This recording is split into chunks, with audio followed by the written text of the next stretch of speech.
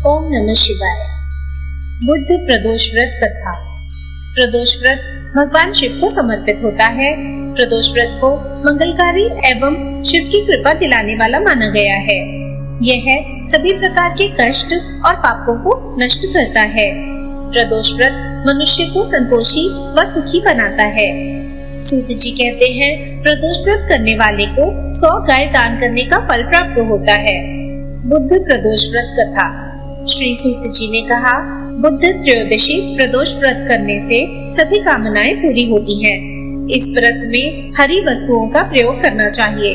शिव जी की आराधना धूप, बेलपत्र आदि से करनी चाहिए।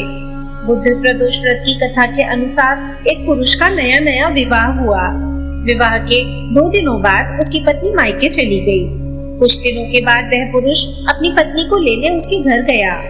बुधवार के दिन जब वह पत्नी के साथ लौटने लगा तो ससुराल पक्ष के लोगों ने उसे रोकने का प्रयत्न किया कि विदाई के लिए बुधवार शुभ नहीं होता, लेकिन वह नहीं माना और पत्नी के साथ चल पड़ा। नगर के बाहर पहुंचने पर उसकी पत्नी को प्यास लगी। पुरुष लोटा लेकर पत्नी की तलाश में चल पड़ा। पत्नी एक पेड़ के नीचे बैठ गई। थोड़ी देर बाद पुरुष पानी लेकर वापस लौटा।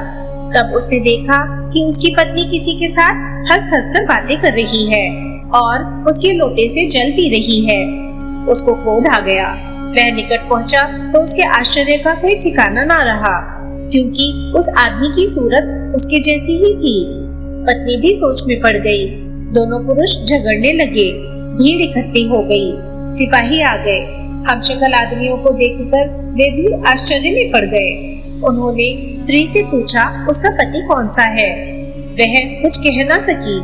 तब वह पुरुष भगवान शिव से प्रार्थना करने लगा, हे भगवान, हमारी रक्षा करें। मुझसे बड़ी भूल हुई कि मैंने सास ससुर की बात नहीं मानी और बुधवार को पत्नी को विदा करा लाया। मैं भविष्य में ऐसा कदापि नहीं करूँगा। जैसे ही उसकी प्रार्थना पूरी हुई, दूसरा पुरुष अंतर्ध्यान हो गया।